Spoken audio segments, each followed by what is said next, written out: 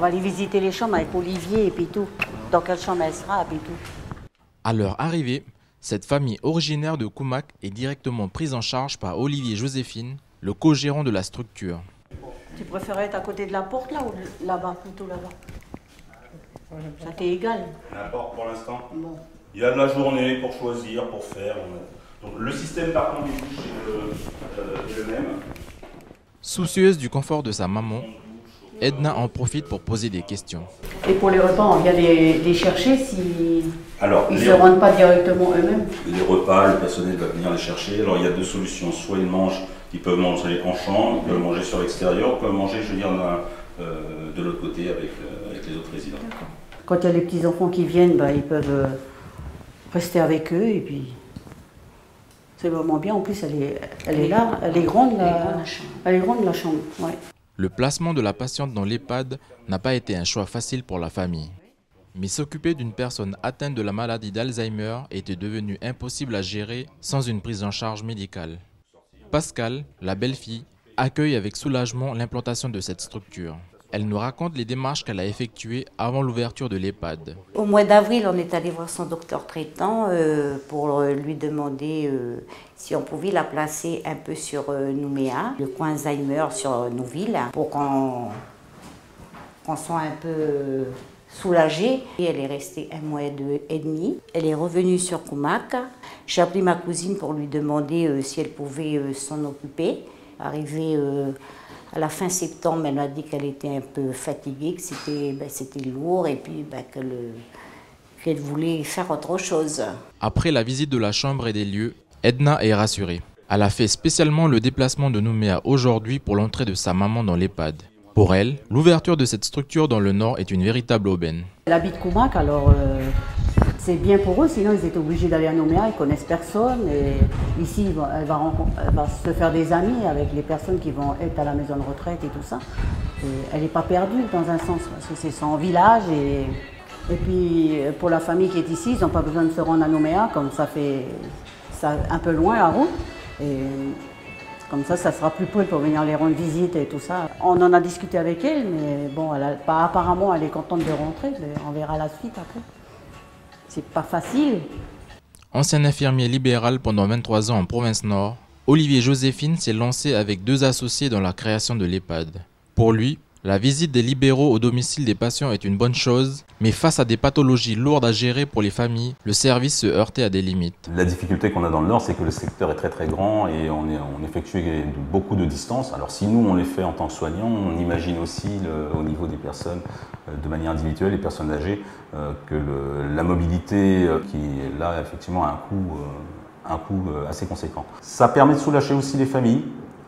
Dans l'idée, au bout d'un moment, je pense que les familles arrivent malheureusement à baisser les bras parce que c'est un vrai métier. Malheureusement, on a beau aimer nos aînés, quand vous devez changer des couches tous les jours, qui sont souillées, voilà, c'est un vrai métier. À l'heure actuelle, la structure emploie 14 personnes. Elle est dotée de 20 lits, dont 6 pour l'aile de prise en charge de la maladie d'Alzheimer, mais la capacité d'accueil pourra aller jusqu'à 26 lits fin 2019. Ils ont une douche pour 2 personnes.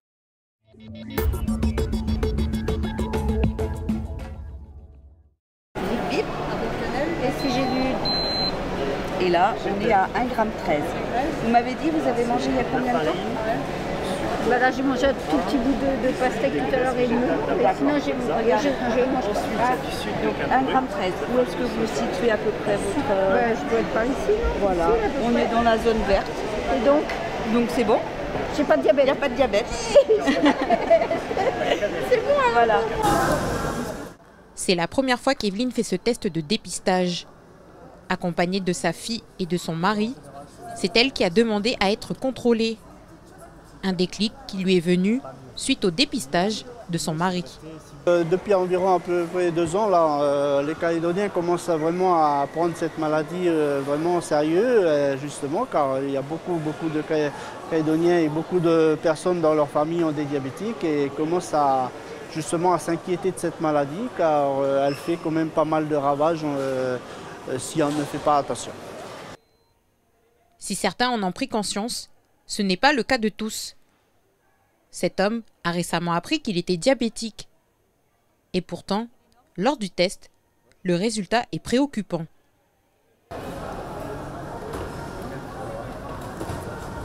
Voilà, là, on peut dire que vous êtes à 1,98 dans la zone rouge. Donc, est-ce que vous avez mangé ce matin? J'ai bien mangé ce matin, oui. Ouais, mais le mieux, même quand on est diabétique, c'est se situer dans cette zone verte. Le CSSR propose depuis plusieurs années un accompagnement aux personnes en surpoids. Et on se rend compte après la prise en charge ou en fin de prise en charge qu'il reste encore un gros travail éducatif à faire pour qu'ils prennent conscience des dangers d'une mauvaise alimentation, de la malbouffe, du sucre dans l'alimentation, du manque d'activité physique également.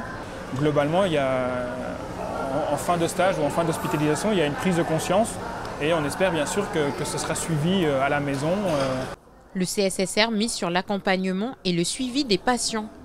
De son côté, l'association voit la jeunesse comme la solution pour endiguer ce fléau. On va faire du basket, un relais, tout en dribblant et aller essayer de marquer au cerceau. D'accord? Oui. Prêt? Partez! Allez, en se passant. Bien. Derrière, on peut encourager les enfants. Ok. C'est un mercredi après-midi et pourtant, il y a encore du bruit du côté de cette école primaire de Dembéa-sur-Mer. Depuis près d'une semaine ici, on voit des jeunes faire du sport en dehors des heures scolaires. Ce n'est pas un club ou une association sportive en entraînement, non, ce sont des enfants du quartier venus s'amuser. Tout ça gratuitement et sans inscription. Yeah! On repart vite! C'est amusant. On a des potes et en plus on apprend des trucs en même temps. Sur le sport, comme le basket, on vient le foot. On fait le foot. On s'améliore sur le sport. Ces activités sportives sont proposées par Maxime. Il est le premier éducateur recruté dans le cadre du projet Sport pour tous. Un dispositif mis en place en partie pour lutter contre l'oisiveté des jeunes et le basculement dans la délinquance. Mais ce n'est pas la seule finalité du projet. L'objectif de ces opérations, de ces activités-là, c'est de permettre à des enfants d'Ambert-sur-Mer, des écoles des environs, de pratiquer une activité sportive de loisir dans un premier temps, promouvoir le sport, ce que le sport véhicule comme valeur, le respect des autres, de soi-même, le jeu collectif, respecter l'adversaire. Et à terme, mon but et notre but, ça sera de passer d'une activité sportive de loisir à une activité fédérale, c'est-à-dire dans un club, que les jeunes s'inscrivent dans un club, d'une licence. Ça va permettre de les responsabiliser, de trouver un cadre et voilà, ne plus être à traîner à droite à gauche. Et voilà, ils seront encadrés dans un club fédéral. On a cru en toi, c'est pour ça. On a cru en toi. À la demande de la ville de Dembéa, Maxime propose plusieurs activités sportives 3 jours dans la semaine. Aujourd'hui, ce sont des primaires sur le terrain. Maxime compte dans les prochaines semaines ouvrir un nouveau créneau horaire pour faire venir des jeunes entre 11 et 16 ans.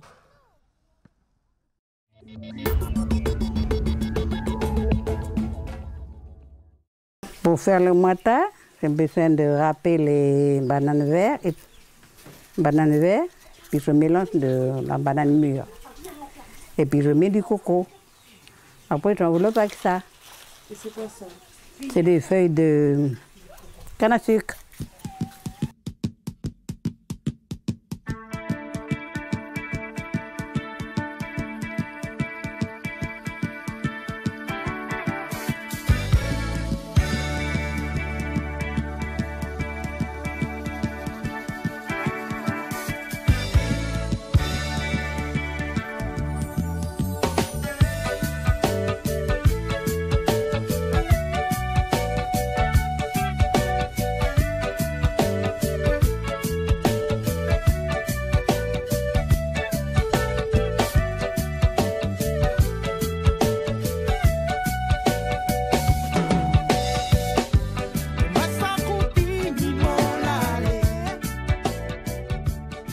Je mets dans la marmite.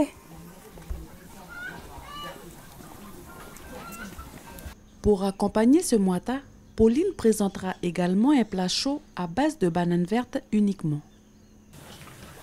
Sauté de porc à la banane. Après avoir laissé mijoter le lardon de cochon sauvage pendant à peu près 1 heure, Pauline les coupe en petits morceaux, pareil pour la banane verte. Une fois les 2 ingrédients phares prêts et avant de les mettre dans la marmite, un peu de lait de coco, hein. Je mets au fond de la marmite. Hein.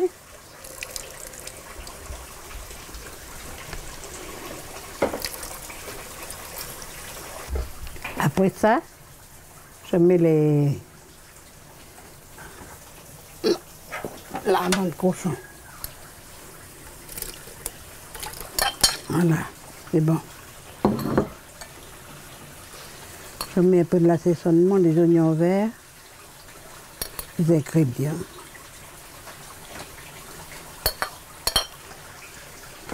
Après les bananes.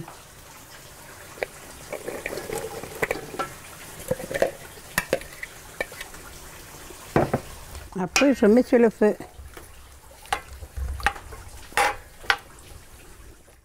Après 10 minutes au feu de bois, voilà ce que ça donne.